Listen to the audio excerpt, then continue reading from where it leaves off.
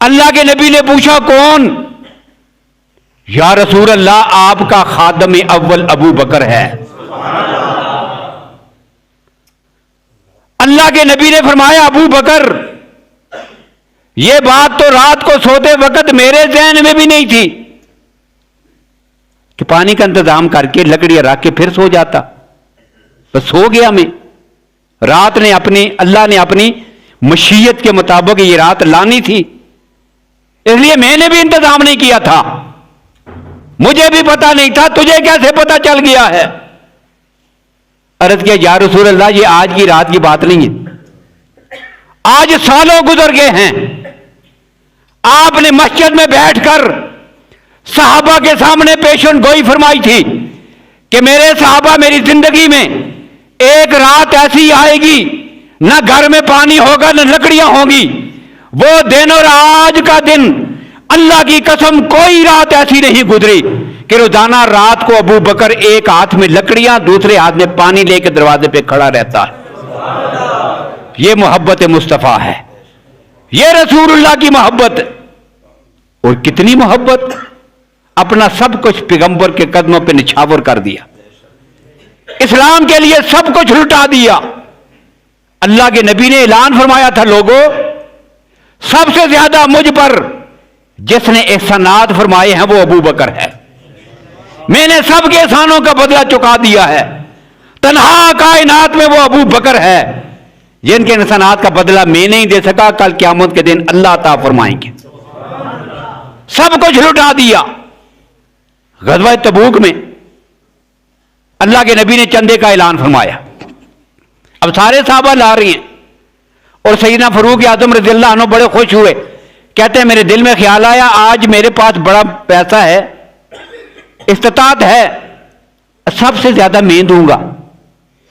खुशी खुशी घर गए, जो कुछ चाहे इकट्ठा किया, आधा घर वालों के लिए छोड़ा, आधा उठा के पैगंबर के कदमों में।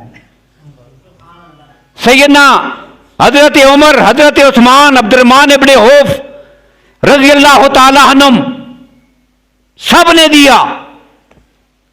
अब जब सब दे चुके तो एक और आया जिसको अबू बकर कहते हैं। अब ये आया है, ला के रखा। अल्लाह के नबी ने सवाल किया, मां बकैत लिआलिका या अबा बकरिन, अबू बकर बताओ घर वालों के लिए क्या छोड़ा, क्या छोड़ के आए हो? तो अबू बकर वो है जिसने कहा था बकैतुहुमुल्लाह व रसूलहू, मैं उनके लिए अल्लाह और उसके रसूल का नाम छोड़ के आया हूं। ये वो अबू बकर है। और यही वो मंजर था जिसको इकबाल ने फिर जिक्र किया है, पूरी नज़म लिखी बड़ी तफसीली। उसमें उसने कहा, इतने में वो रफीके नबुव्वत भी आ गया जिससे बिना इश्क व मोहब्बत है उस्तवार, ले आया अपने साथ वो मर्दे वफा सरिश्त, हर चीज जिसका चश्मे जहां में हो एतबार। बोले हुजूर चाहिए फिक्र अयाल भी, कहने लगा वो इश्क व मोहब्बत का राजदार, ए तेरी जात ए दीदाए महो अंजुम फरोगीर, ए तेरी जात बायसे तकवीन रोजगार, परवाने को चिराग बुलबुल को फूल बस, सिद्दीक के लिए है खुदा का रसूल बस। इसको जिक्र किया था अल्लामा इकबाल ने। और बिल्कुल यही बात जो है वो ख्वाजा हसन मजलूब रहमतुल्लाह ने भी कही है। ये सारा जो मंजर था, साहबा ने क्या किया, ग़ज़वा तबूक के मौके पर सबको जिक्र करते हैं। और फिर कहते हैं असहाब पाक मुस्तफ़ा को हक ने क्या जिगर दिया, बाहर कोल बेधड़क सब ने मालो जर दिया, किसी ने सुलसला दिया, किसी ने निस्फ कर दिया, मगर आयशा के बाप ने दिया तो इस कदर दिया, खुदा के नाम के सिवा जो कुछ था ला के दर दिया। घर में सुई भी न छोड़ी हो जिसने पैगंबर की मोहब्बत में, उसको अबू बकर कहते हैं। और फिर हजरत उमर, बुखारी शरीफ की हदीस है, नबी अकरम सल्लल्लाहु अलैहि वसल्लम ने हजरत उमर के हाथ से पकड़ा हुआ था। यह मोहब्बत रसूल क्या है इससे पता चलेगा। हाथ से पकड़ा हुआ था اور جب اللہ کے نبی ان کے ہاتھ سے پکڑ کے گفتگو فرما رہے ہیں تو حضرت عمر عرض کرتے ہیں یا رسول اللہ مجھے آپ اپنے والدین سے اپنی اولاد سے ساری کائنات سے زیادہ اچھے لگتے ہیں، سب سے زیادہ بڑھ کے محبت آپ سے ہے سوائے اپنی جان کے۔ اب یہ بخاری شریف کے الفاظ ہیں، سوائے اپنی جان کے۔ اللہ کے نبی نے فرمایا عمر تم میں سے کوئی اس وقت تک کامل مومن نہیں ہو سکتا کہ جب تک اپنے والدین، اپنی اولاد، ساری دنیا اور خود اپنی جان سے بھی زیادہ بڑھ کے مجھ سے محبت نہ کرے۔ ابھی مکمل نہیں ہوا۔ اب یہ جملہ جیسے ہی اللہ کے نبی نے ارشاد فرمایا، حضرت عمر نے اگلا جملہ عرض کیا یا رسول اللہ آپ مجھے اب میری جان سے بھی زیادہ بڑھ کے محبوب ہیں۔ اب یہ جملہ بھی ہو گیا۔ اب اللہ کے نبی نے اگلا جملہ ارشاد فرمایا الآن یا عمر، عمر اب تو کامل مومن بن گیا ہے، اب تو پکا مومن ہو گیا ہے۔ اب یہ حدیث ہمیں کیا سکھاتی ہے؟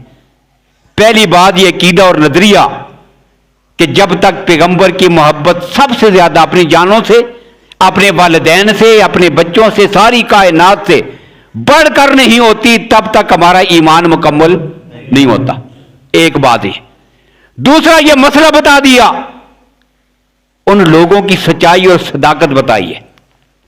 پیغمبر کی جماعت کتنی سچی ہے، جو دل کی کیفیت ہے بالکل صاف لفظوں میں کہہ دی یا رسول اللہ میری جان کے علاوہ باقی سب سے آپ مجھے زیادہ محبوب ہیں۔ پھر جب دل کی کیفیت بدلی، وہ جو کیفیت تھی دوبارہ اس کو بھی ذکر کر دیا۔ اس قوم کی صداقت اور سچائی ظاہر ہوئی، اور ایک اور بات بھی ظاہر ہوئی، وہ ہے پیغمبر کی چشم نظر کا فیضان، آقا کائنات کی نگاہ رحمت ایک لمحہ کے لیے جب کسی پہ پڑتی ہے کتنا بڑا اثر دکھاتی ہے۔ ایک نظر پہلے کی بات ہے، حضرت عمر فرماتے ہیں مجھے اپنی جان زیادہ عزیز ہے۔ اب جیسے دوسری نظر پڑی تو اس نظر نے یہ اثر دکھایا، اب کہتے ہیں یا رسول اللہ اپنی جان بھی پیچھے رہ گئی ہے، سب سے زیادہ محبت آپ سے ہے۔ اور پھر یہ محبت اتنی بڑی ہے، جب اللہ کے نبی دنیا سے تشریف لے گئے آپ کی محبت ہی تو تھی جس کی وجہ سے تلوار لے کے کھڑے ہو گئے تھے۔ جو کہے گا میرے نبی کا، میرے آقا کا انتقال ہو گیا ہے، میں اس کی گردن اڑا دوں گا۔ اتنا حوصلے والا طاقتور انسان، لیکن پیغمبر کی جدائی برداشت نہیں کر رہا۔ پھر اللہ کے نبی صلی اللہ علیہ وسلم کی رحلت کے بعد مسجد نبی کی طرف آ رہے تھے، گلی سے ایک اوپر جو ہے وہ پرنالا تھا حضرت عباس رضی اللہ تعالیٰ عنہ کے گھر کا، ان کی چھت پر۔ اب وہاں سے پانی یا خون کے کوئی قطرے ٹپکے ان کے کپڑوں کے ساتھ لگ گئے۔ واپس گھر گئے، گھر جا کے کپڑے دھوئے، پھر آئے اور واپس آتے ہوئے وہ جو پرنالا تھا گلی کی طرف اس کو اکھاڑ دیا۔ کوئی اور گزرے گا تو اس کے بھی کپڑے خراب ہوں گے، پرنالا اکھاڑ دیا۔ حضرت عباس رضی اللہ تعالیٰ عنہ کو پتا چلا، حضرت عمر رضی اللہ عنہ نے میری چھت کا وہ پرنالا جو ہے وہ اکھاڑ دیا۔ پوچھا گیا تو حضرت عمر نے فرمایا کہ اس سے پانی یا خون ٹپکتا ہے، راستے سے گزرنے والوں کے کپڑے خراب ہوتے ہیں اس وجہ سے۔ تو حضرت عباس رضی اللہ عنہ فرماتے ہیں کہ اصل میں یہ جو پرنالا ہے یہ میں نے نہیں، یہ رسول اللہ نے اپنے ہاتھوں سے یہاں پہ لگایا تھا، یہ ان کے ہاتھوں کا لگایا ہوا ہے، اس لیے میں نے اس کو چھیڑا نہیں تھا۔ حضرت عمر رضی اللہ عنہ فوراً چھت پہ چڑھ گئے اور جس جگہ اللہ کے نبی نے لگایا تھا وہاں پر دوبارہ اسی جگہ لگا دیا۔ فرمایا اب جو بھی ہو جدھر میرے نبی نے لگا دیا ہے اب یہ اسی جگہ رہے گا۔ یہ محبت ہے۔ سیدنا عثمان رضی اللہ تعالیٰ عنہ، صلح حدیبیہ ہو رہی ہے اور صلح حدیبیہ کے موقع پر اللہ کے نبی نے سفیر بنا کے مکہ بھیج دیا۔ مکہ جا پہنچے، اتنے عرصے کے بعد گئے، کعبۃ اللہ کی زیارت کی، دیکھا۔ اب مشرکین نے کہا کہ جی ان کو تو آنے کی اجازت نہیں، آپ آئے ہوئے ہیں، طواف کرتے جائیے۔ آپ کو طواف کرنے کی اجازت ہے. تو حضرت عثمان نے کیا فرمایا تھا؟ فرمایا کہ کیسے ہو سکتا ہے تم میری محبت کے مرکز و محور محمد رسول اللہ کو تو راستے میں روک لو اور مجھے کہو میں طواف کروں. اللہ کی قسم میں اپنے نبی کے بغیر کبھی طواف نہیں کروں گا. یہ محبت ہے. اور پیچھے ادھر بھی بات ہوئی جدھر 1450 صحابہ آقا کائنات کے پاس بیٹھے ہوئے تھے, یہاں بھی بات ہوئی. کچھ صحابہ نے عرض کیا یا رسول اللہ عثمان بڑا خوش نصیب ہے, ہم تو روک لیے گئے, ہم نہیں جا سکے, وہ پہنچ گیا ہے مکہ میں, خوب مزے سے طواف کر کے آئے گا. اب یہاں اعتماد دیکھیے پیغمبر کا اپنے صحابہ پر, اعتماد دیکھیے. اللہ کے نبی نے فرمایا یہ ہو ہی نہیں سکتا میرا عثمان اپنے نبی کے بغیر کعبے کا طواف کر لے. دونوں طرف یہ محبت اور اعتماد کی یہ فضا ہے. اور سیدنا علی فرمایا کرتے تھے یا رسول اللہ انت احب الینا من اموالنا و اولادنا و امہاتنا و بناتنا و من الماء البارد. اللہ کے نبی آپ ہمارے اولاد سے, والدین سے, ماں باپ سے, بچوں سے, سب سے, یہاں تک کہ سخت گرمی کے موسم میں ٹھنڈے پانی سے اتنی محبت نہیں ہوتی جتنی یا رسول اللہ ہمیں آپ سے محبت ہے. اور محبت کا ایک انداز اور بھی ذکر کروں, جملہ چھوٹا سا ہے لیکن محبت کی جو کیفیت اور معیار ہے اس کو سمجھنے کے لیے جملہ بڑا اہم ہے, اس لیے ذکر کر رہا ہوں. سیدنا ابو ہریرہ رضی اللہ عنہ فرماتے ہیں کہ مجھے کھانے میں کدو پسند نہیں تھا, نہیں اچھا لگتا تھا. اپنی اپنی طبیعت ہوتی ہے, مزاج ہوتا ہے لوگوں کا. اب مجھے نہیں اچھا لگتا تھا. ایک دفعہ میں آیا اور اللہ کے نبی کھانا تناول فرما رہے تھے. آپ کے سامنے جو سالن تھا وہ کدو کا تھا. اللہ کے نبی بڑے شوق سے کھا رہے تھے اور میں نے جب اپنے محبوب پیغمبر کو کدو کھاتے ہوئے دیکھا اس دن سے مجھے کدو سب سے زیادہ عزیز ہو گیا ہے. اب یہ مثال چھوٹی سی ہے, مثال چھوٹی سی ہے, لیکن میں نے جو کہا کہ اس کی گہرائی میں آپ جائیے. گہرائی کیا ہے؟ اس کی گہرائی یہ ہے کہ باقی محبت کی ساری چیزیں, دعوے, سب کچھ بدلا جا سکتا ہے, مزاج طبیعت نہیں بدلی جا سکتی. طبیعت کیسے بدلے گی؟ بھئی ایک چیز مجھے اچھی نہیں لگتی, میرے مزاج کو نہیں اچھی لگتی. اب یہ کیسے ہو کہ وہ چیز مجھے مزاج میں بھی اچھی لگنے لگ جائے؟ یہ محبت کی انتہا ہے کہ پیغمبر کے صحابہ نے اپنے نبی کی محبت میں صرف اپنے ظاہر کو ہی نہیں بدلا, باطن اور مزاج کو بھی پیغمبر کی محبت میں بدل دیا تھا. یہ مثال اس کو ظاہر کرتی ہے. اور کون صحابہ جو پیغمبر سے محبت, کیسی محبت تھی, کیسی محبت اور ادب تھا, کتنی تعظیم تھی.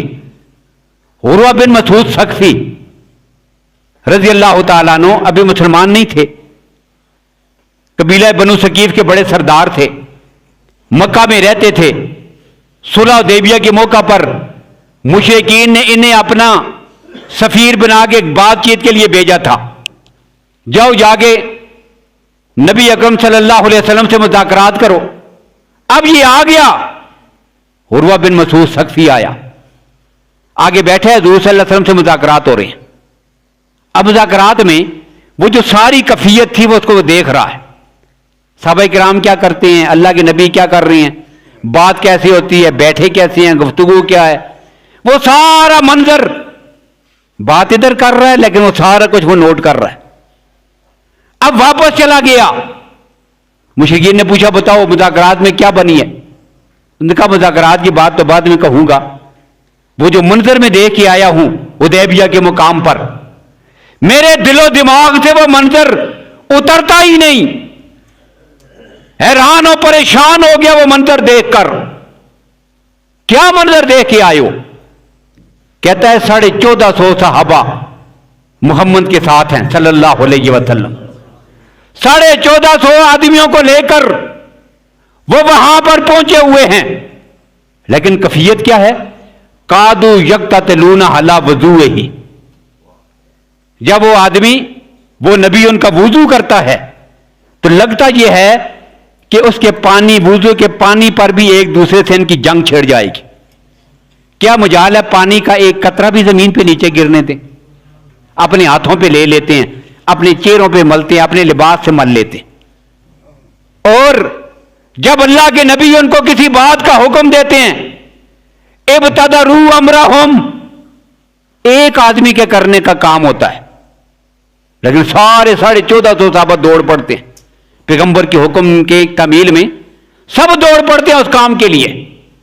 اور پھر آگے ذکر کرتے کرتے آخری جملہ کہتا ہے واللہ لقد وفدت علی الملوک کیسر کسرا والنجاشی، کہ اللہ کی قسم میں دنیا کے بڑے بڑے بادشاہوں کے دربار میں گیا، میں نے کیسر کو دیکھا ہے، میں نے کسرا کو دیکھا، میں نے نجاشی کو دیکھا، میں نے اللہ کی دھرتی پر آج تک کوئی ایسا نہیں دیکھا جو کسی سے اتنی محبت اور تعظیم کرتا ہو جتنے محمد کے صحابہ اپنے نبی سے کرتے ہیں.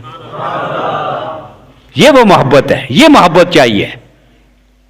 اور اتنی مثالیں ہیں جس پہ کتابیں لکھی جا سکتی ہیں، جس پہ بہت کچھ لکھا جا سکتا ہے. ایک ایک صحابی کی زندگی پیغمبر کی محبت کے ساتھ بری ہوئی ہے.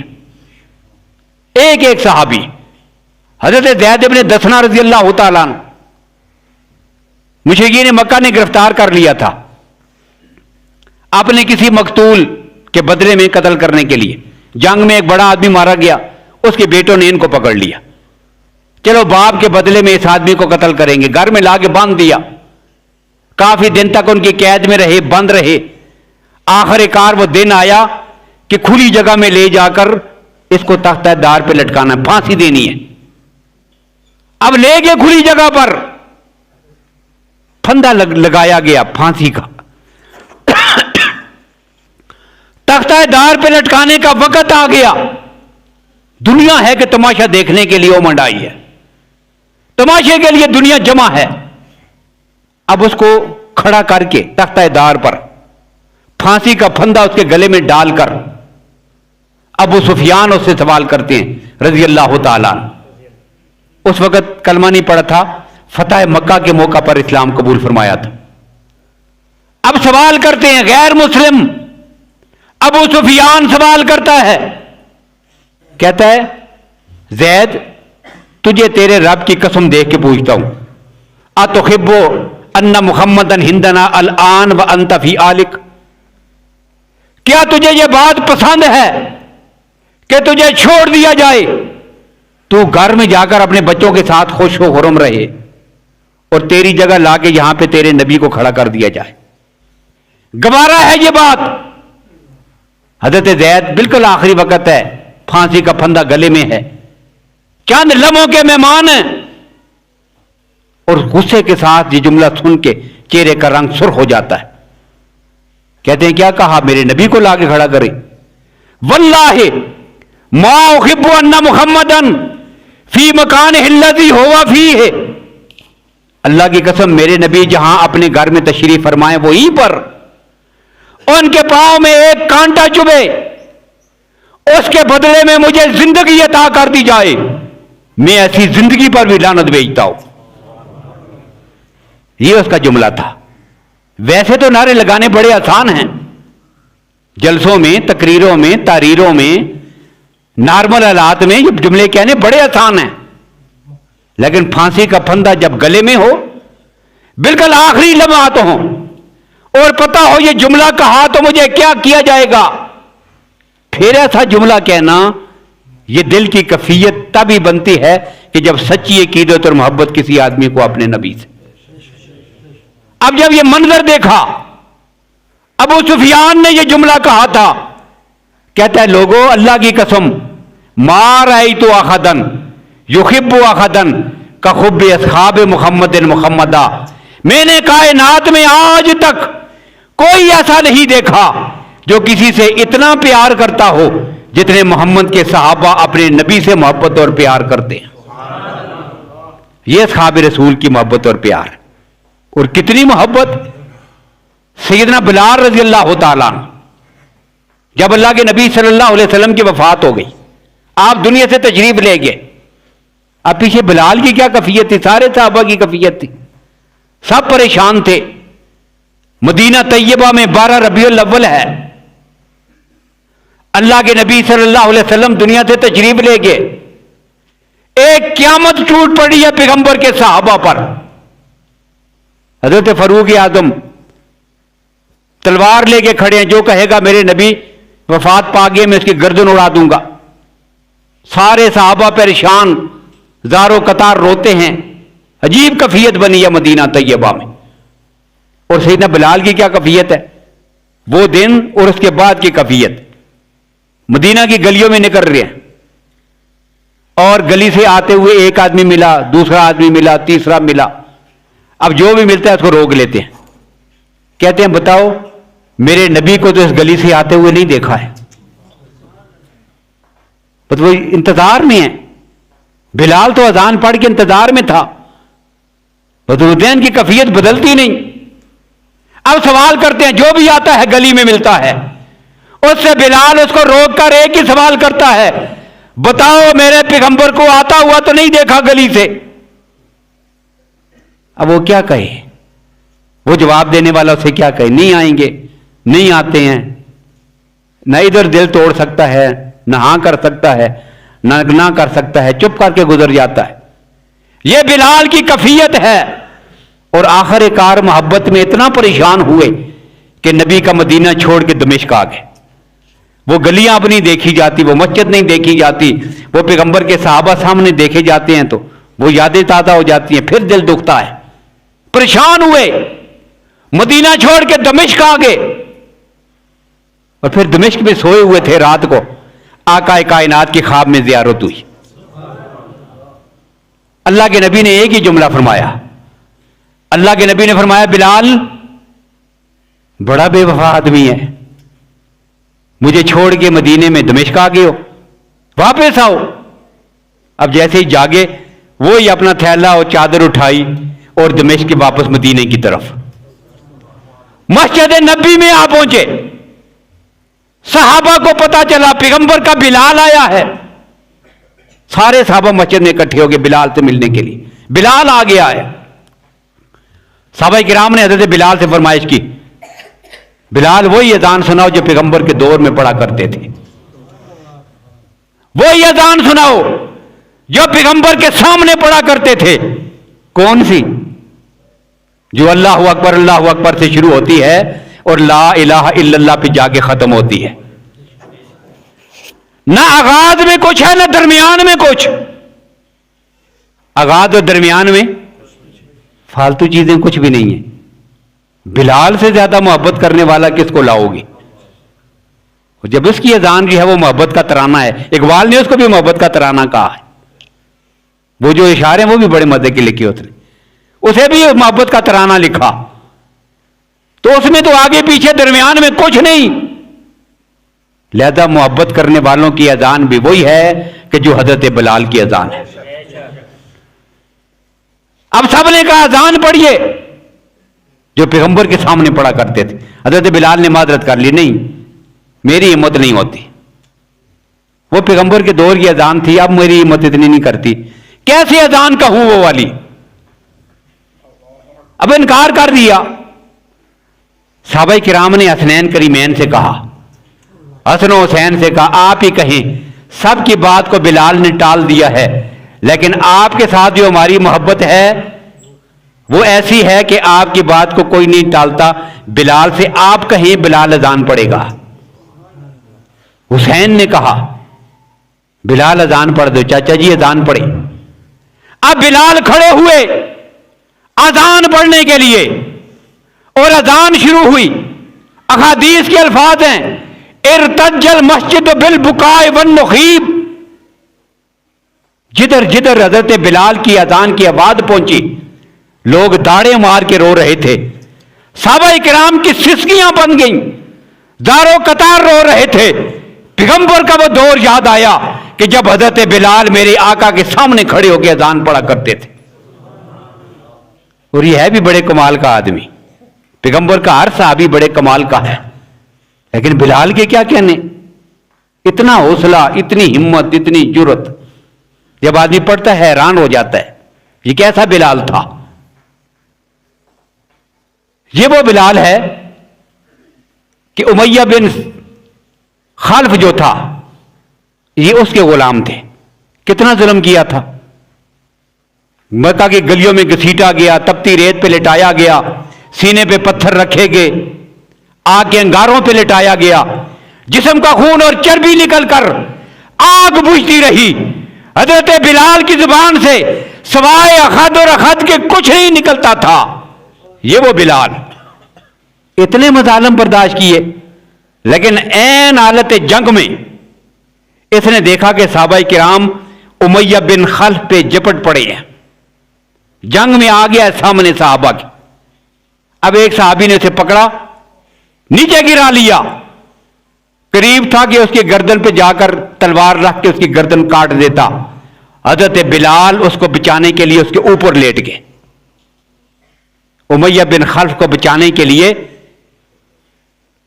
اس کے اوپر لیٹنے والا کون؟ وہ بلال تھا. ایک دم اوپر لیٹ گئے.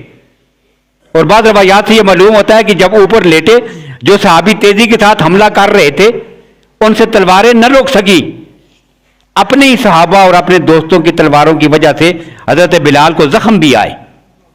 روک لیا, ٹھہریے. اور روکنے کے بعد امیہ بن خلف سے کہا, جانتے ہو میں کون ہوں؟ اس نے کہا بالکل اچھی طرح جانتا ہوں, تو بلال ہے.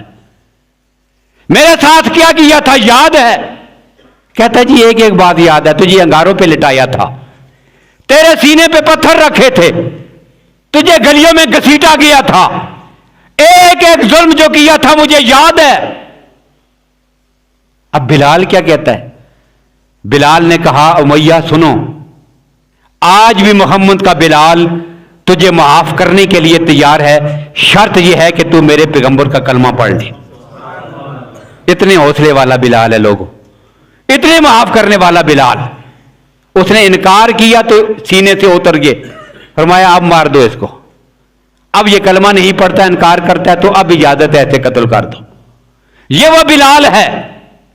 اور جب تک پیغمبر کا مؤذن رہا, جن لوگوں نے ظلم ڈھائے تھے ان کے لیے بھی جس نے دعائیں کی ہیں اس کو بلال کہتے ہیں. صبح کی اذان پڑھتے, اذان پڑھنے کے درمیان جو نماز کا وقت ہوتا, چھت پہ بیٹھ کر بلند جگہ پر جدھر سے سورج نکلتا ہے ادھر منہ کر کے بیٹھ جاتے, اور منہ کرنے کے بعد اللہ کا ذکر کرتے, اور ذکر کرتے ہوئے ان کے جو الفاظ تھے نحمدک کا, اللہ یا اللہ میں آپ کی حمد و ثنا کرتا ہوں کہ آپ نے ہماری مدد کی ہے, اور میں آپ سے یہ مدد مانگتا ہوں کہ آپ جو ہے وہ پورے قریش کو ہدایت عطا کر دیں تاکہ وہ تیرے دین کے خارخواہ بن جائیں. یہ بلال تھا. اور آخری وقت تھا. ایسے لوگوں کی جب آخری وقت ہوتا ہے تو پھر بھی بڑا عجیب منظر ہوتا ہے. بلال بیمار ہیں, چارپائی پر, آخری وقت. بیوی سامنے کھڑی ہے, کہتی ہے واہ خزنہ ہو, بڑی دکھ کی بات ہے, آج ہمارے لیے بڑا غم کا موقع ہے. بلال آج دنیا سے جا رہے ہو, واہ خزنہ ہو, ہمیں چھوڑ کے جا رہے ہو. تو بلال کہتے ہیں نہیں, واہ خزنہ ہو نہیں, واہ فرحتا ہو. آج بلال کے لیے کائنات میں سب سے زیادہ خوشی کا دن ہے. کیوں خوشی کا دن ہے؟ غدن نلقا محمدن و اصحابہ, ابھی میری روح نکلے گی, میں اپنے نبی سے اور ان کے صحابہ سے جا کے ملاقات کروں گا. اس سے زیادہ خوشی میرے لیے کوئی نہیں ہے.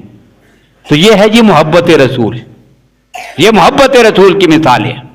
اور پھر بعد والے ادوار میں اس محبت کے لیے کوئی قید نہیں ہے, عالم دین ہو کہ عام آدمی ہو, کوئی قید نہیں. نیک کام کرنے والا صالح ہے یا گناہگار, رب نے جس کو حصہ دے دیا اس کے دل میں جب محبت آئی ہے تو انتہا کی ہے, پھر کمال ہوا ہے. سلطان محمود غزنوی رحمت اللہ تعالی علیہ بادشاہ ہے. اب ان کے دربار میں ان کا ایک جو ملازم تھا, مشیر تھا ان کا, اب اس کا نام ناصر الدین تھا اور اس کا لقب جو تھا وہ محمد تھا. اب یہ بادشاہ جب بھی اس کو بلاتا تھا اسے محمد کہہ کے بلاتا تھا، محمد ادھر آئیے. اب اس سے بات ہوتی، مشورے ہوتے، چلا جاتا وہ. ایک دن اس کو محمد نہیں کہا بلکہ اصل نام سے مخاطب کیا، ناصر الدین کہا. اب وہ کام تو ہوا، باتیں ہوئی، چلا گیا واپس گھر. لیکن وہ پریشان ہو گیا گھر جا کے کہ جی روزانہ مجھے بادشاہ بڑے پیار سے محمد کہہ کے بلاتا تھا، آج محمد نہیں کہا. پتہ نہیں کس وجہ سے بادشاہ ناراض ہوئے. کئی دن تک وہ آدمی سامنے ہی نہیں ہوا. بادشاہ نے پھر پیغام بھیجا، جاؤ اس کو بلا کے لے آؤ. اب اسے بلا کے لایا گیا. سوال ہوا کیوں نہیں آ رہے؟ کہتا جی میرا پریشانی ہے، مجھے لگتا یہ ہے کہ آپ مجھ سے ناراض ہو گئے. پوچھا کیسے لگتا ہے آپ کو؟ کہ جی آپ مجھے ہمیشہ محمد کہتے تھے، اس دن مجھے آپ نے نام لے کے بلایا، محمد نہیں کہا، میرا لقب نہیں استعمال کیا. تو بادشاہ نے کہا اللہ کے بندے یہ ناراضگی کی بات نہیں، اصل وجہ یہ ہے کہ آپ کا نام میرے نبی کے نام پہ رکھا ہوا ہے.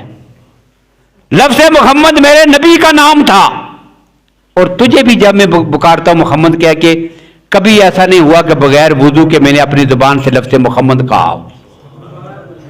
جب وضو ہوتا ہے تو محمد کہتا ہوں. اس دن اتفاقاً میرا وضو نہیں تھا، مصروف تھا میں کسی کام میں، تجھے بلانا پڑا تو میں نے لفظ محمد نہیں کہا، تجھے اصل نام سے مخاطب کیا ہے. یہ محبت مصطفیٰ ہے، یہ محبت رسول ہے، ایسی محبت. اور پھر اگلی بات بھی کہہ دوں، آخری بات کہہ رہا ہوں کہ یہ جو محبت ہے محبت مصطفیٰ، اس کے پھر تقاضے بھی ہیں.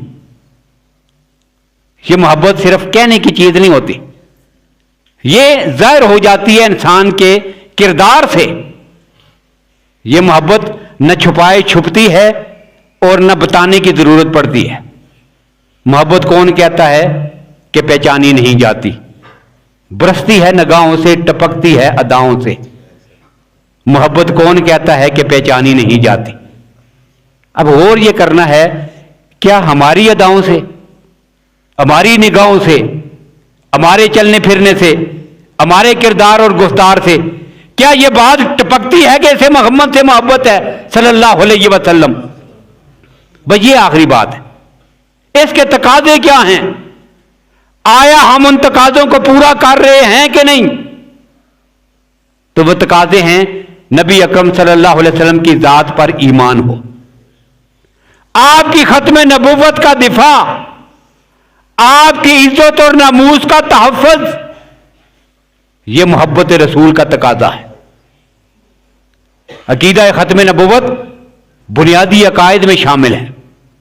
اس پر آج کوئی مسلمان دنیا کا کسی صورت میں نہیں آنے دے سکتا. اور آپ نے دیکھا جب بھی نبی اکرم صلی اللہ علیہ وسلم کی نموز کی بات آئی، پھر قربانی دینے والوں نے کتنی قربانیاں دی. اور یہ وہ جذبہ ہے اللہ کے فضل و کرم سے آج بھی امت مسلمہ کے اندر اسی جوش اور جذبے کے ساتھ موجود ہے. میں نے پہلے بھی کہا اس کے لیے شرط نہیں عالم دین ہو، مفتی ہو، کوئی بڑا آدمی ہو، نہیں، عام آدمی ہوگا، گناہگار سے گناہگار کیوں نہ ہو، جب پیغمبر کی عزت اور ناموس کی بات آئے گی وہ میدان کارزار میں اترے گا. اختر شیرانی شاعر تھا، پاکستانی مشہور شاعر ہے اختر شیرانی، اس کی حالات میں یہ بات لکھی ہے. شراب کا عادی تھا، خوب شراب پیتا، اور شراب پینے کے بعد جب اس کی عقل ٹھکانے نہ رہتی پھر جو بھی اس کو سوال کریں آگے سے الٹے سیدھے جواب. کسی کا نام لے لیا، اسی کو گالیاں، اسی کو برا بلا، وہ کیا چیز ہے، وہ تو میرے پاؤں کے جوتے کے ساتھ بندھا ہوا ہے، اس کی کیا حیثیت ہے. جس بڑے سے بڑے کا نام لو بس اس کے پیچھے پڑ جاتا. اب کہتے ہیں ایک دفعہ وہ بیٹھا ہوا تھا شراب خانے میں، شراب پی، ایک گلاس پیا، دوسرا گلاس پیا، خوب نشے میں دھوتا ہے. ایسی حالت میں سامنے بیٹھا ہوا ایک غیر مسلم سوال کرتا ہے، کہتا فلاں شاعر کے بارے میں کیا خیال ہے، دو چار اس کو سنا دی. اقبال کے بارے میں کیا کہتے ہو، کچھ اس کو کہہ دیا. قائد اعظم کو کیا کہتے ہو، کچھ اس کو کہہ دیا. جو بھی زبان میں آتا ہے کہتا چلا جاتا ہے. اب جب اس خبیث نے دیکھا کہ لوہا گرم ہے اور اس آدمی کی عقل ٹھکانے نہیں، اب اس نے اپنا مقصد نکالنا چاہا. اس نے کہا محمد کے بارے میں کیا کہتے ہو صلی اللہ علیہ وسلم. اب اس ظالم کا خیال یہ تھا کہ جس طرح یہ پیچھے سب کو کہتا چلا آ رہا ہے عقل جو کام نہیں کر رہی، نشے میں ہے، یوں ہی اپنے نبی کے بارے میں کچھ کیا جائے گا. لیکن جب اس نے اگلا سوال کیا محمد کے بارے میں کیا کہتے ہو، اب اس نے نہ آؤ دیکھا نہ تاؤ دیکھا، وہ سامنے میز پہ جو جگ اور گلاس رکھے ہوئے تھے اٹھا کر اس ظالم کے سر میں مارے، پھر کرسیاں اٹھا کے اس کو مارنے لگا. خوب اس کو مارنے کے بعد جب تھوڑا سا سکون ہوا بیٹھ کے زاروں کے تار رونے لگا، داڑے مار مار کے روتا رہا اور کہتا ہے ظالم تو کیا سمجھتا ہے، ہم گناہگاروں کی بخشش کے لیے بس ایک ہی سہارا ہے اور وہ ہے محمد مصطفیٰ کی شفاعت. وہ آخری سہارا بھی ظالم تو ہم سے چھیننا چاہتا ہے. یہ کبھی نہیں ہوگا، یہ کبھی نہیں ہوگا ایسا. اور پھر اسی جذبے کی وجہ سے اللہ نے اس کو سارے گناہوں کو چھوڑنے کی توفیق بھی عطا فرما دی. اللہ نے اپنا محبوب بنا لیا، پھر گناہ بھی چھوڑ گئے. پھر تو یہ جذبہ ہے، یہ ایمان والوں کا، گناہگار سے گناہگار کیوں نہ ہو، اپنے نبی سے محبت، یہ محبت کا تقاضا ہے. ان کی عزت اور نموز پہ مر مٹے، ختم نبوت کا مسئلہ ہو یا کوئی بھی. اور پھر ایک تقاضا یہ ہے کہ ہر حال میں نبی اکرم صلی اللہ علیہ وسلم کی کامل اتباع، ان کے فیصلے کے بعد کائنات کے کسی فیصلے کو خاطر میں نہ لائے، ان کی حکم کے بعد کائنات کے کسی حکم کی کوئی حیثیت نہ سمجھے. پیغمبر کی بات کے مقابلے میں کائنات کی کسی بات کو کچھ نہ سمجھے.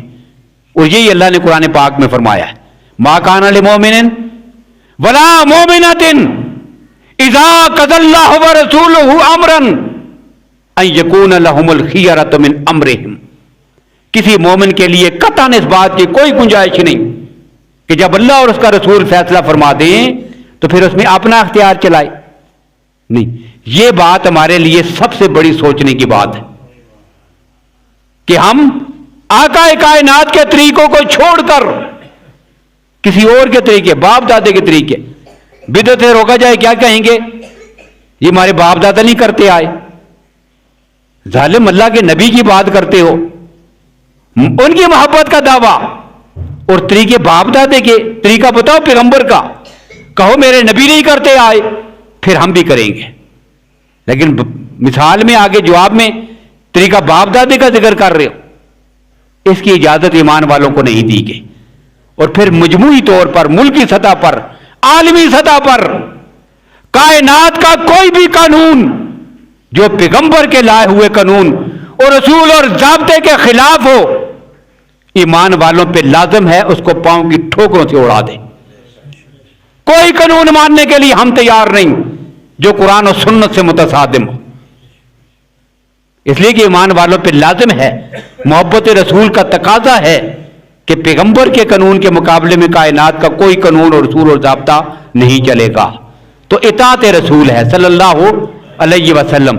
اس لیے ہم پہ لازم ہے، جہاں محبت لازم اور فرض ہے وہیں پہ لازم ہے ایک ایک کام میں نبی اکرم صلی اللہ علیہ وسلم کی سنت کو پوچھ کر، سیکھ کر، سارے اپنے کام غمی کے موقع ہوں یا خوشی کا موقع ہو، کوئی بھی حالات ہوں، کوئی بھی چیز ہو، تجارت ہو، معیشت ہو، معاشرت ہو، جو بھی چیزیں ہوں، سب میں نبی اکرم صلی اللہ علیہ وسلم کے طریقوں کے مطابق عمل کریں.